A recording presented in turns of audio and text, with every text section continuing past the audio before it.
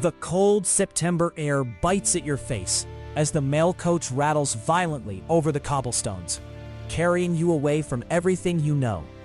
It is 3 a.m., and you are traveling with no servant, clutching only 2 small bags and hiding behind an assumed name.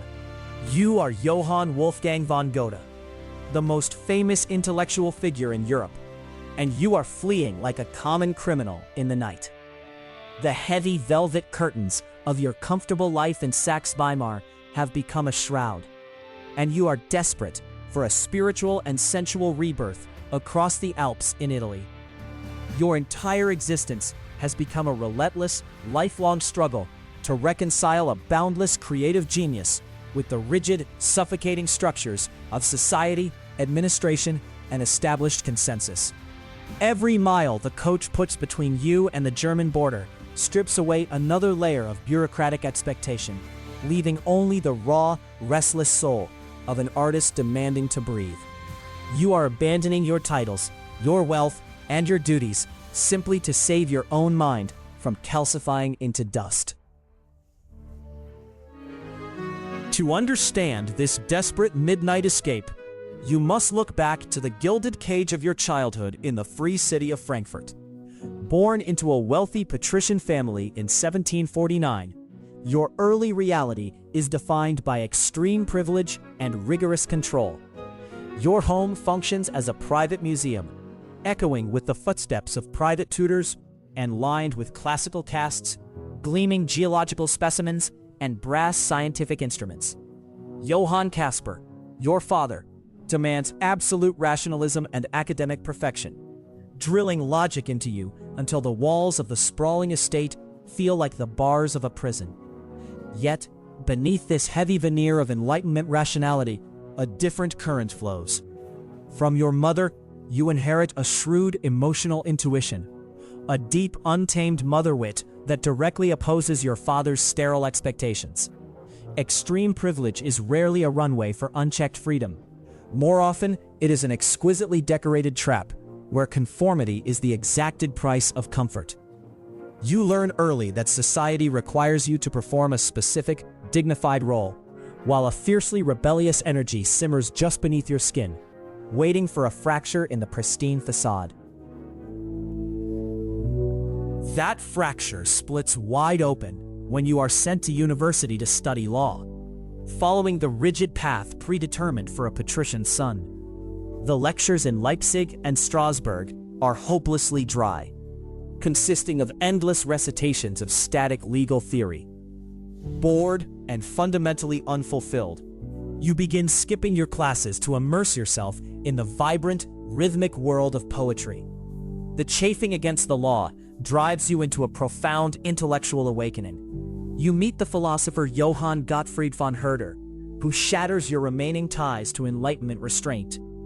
He introduces you to the visceral power of folk poetry and the chaotic, soaring brilliance of Shakespeare. You realize that rebellion against a sterile, predetermined path requires finding inspiration in raw, unfiltered emotion. Casting aside your father's carefully plotted future, you hurl yourself into the Sturm und Drang movement, letting wild romanticism and tempestuous feeling guide your pen rather than logic. At 25 years old, you achieve the ultimate creative liberation by publishing a deeply personal novel, The Sorrows of Young Werther. Originally written simply to exorcise your own romantic demons, the result is explosive. You become an international sensation overnight, arguably the world's very first literary rock star.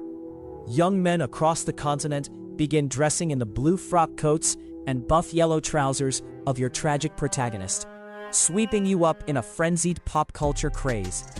But unprecedented artistic success can quickly manifest as an uncontrollable and terrifying moral burden.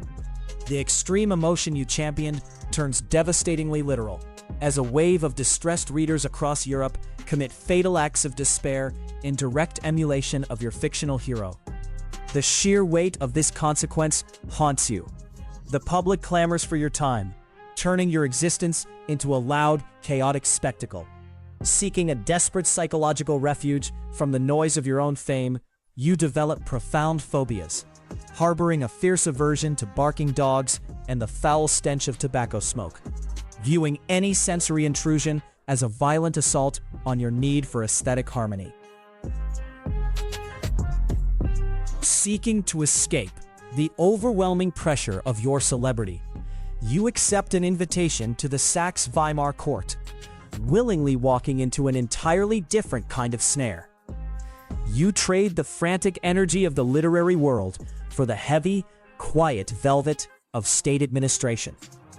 Appointed as Chancellor of the Exchequer and Commissioner of War, Mines, and Highways, your days become consumed by endless bureaucratic trivia. You spend hours inspecting damp mine shafts, calculating state budgets, and overseeing road repairs. A decade of profound creative stagnation sets in. The genius that once captivated a continent now lies dormant beneath stacks of tedious ledgers and courtly obligations. There is a peculiar tragedy in watching a generational talent willingly submerge itself in the dull machinery of state, believing that practical duty might serve as a cure for an unquiet mind. The institutional power and societal respect you accumulate slowly strangle your artistic output, making your eventual 3 o'clock in the morning escape across the Alps an absolute, undeniable necessity. Returning from Italy, transformed by a grounded, sensual classicism, you immediately shatter the delicate social standing you spent a decade building. While walking in a park, you are approached by Christiane Vulpius, a 23-year-old uneducated artisan girl with bright, rosy cheeks, who hands you a petition on behalf of her brother. Captivated by her genuine, unpretentious nature, you take her into your grand patrician home as a domestic partner. The ensuing scandal tears through the strict class divides of Weimar. The aristocratic court ladies who dictate social inclusion mock your choice mercilessly, horrified that a man of your stature would elevate a commoner. Reclaiming personal authenticity often means alienating the very society that reveres your public persona. Yet, despite your defiance, you remain too cowed by court politics to officially marry her. For 18 years, you force your growing family to live on a property outside the city gates, existing in a humiliating state of social limbo. It is a profound hypocrisy of the aristocratic elite to demand absolute truth on the printed page, yet lack the courage to stand by that same truth in their own sitting rooms. The political turmoil of the continent, which you have largely ignored in favor of a lofty cosmopolitan detachment, eventually shatters the front door of your secluded reality. In October 1806, the Napoleonic Wars arrive in Weimar. Marauding French soldiers invade your home, plundering your possessions and threatening your life with naked blades. The sheer, terrifying physical peril strips away all lingering courtly pretensions. In the midst of the chaos, it is the uneducated artisan girl who steps between you and the invaders. Christiane violently defends your home, physically fighting back the soldiers and securing your safety. Her bravery in the face of imminent death forces a stark realization upon you. In moments of true physical peril, polite society's superficial rules shatter completely, revealing who genuinely matters.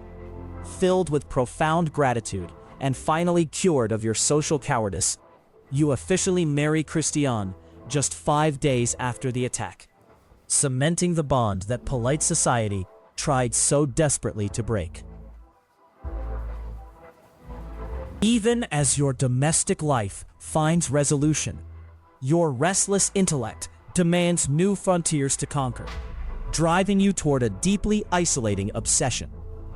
You publish The Theory of Colors, a massive treatise vehemently attacking Isaac Newton's physics. Ignoring the wars raging outside, you spend your days frantically stuffing painted color charts into massive paper sacks. Determined to prove that optical truth can be grasped through intuitive observation rather than sterile mathematics. You view this as your most prized intellectual work, the crowning achievement of your genius. But the established scientific community rejects it completely, dismissing your theories as the misguided poetry of a man out of his depth. When a mind grows accustomed to universal applause over a lifetime, the silence of objective empirical rejection feels not like a gentle correction, but like an agonizing existential assault.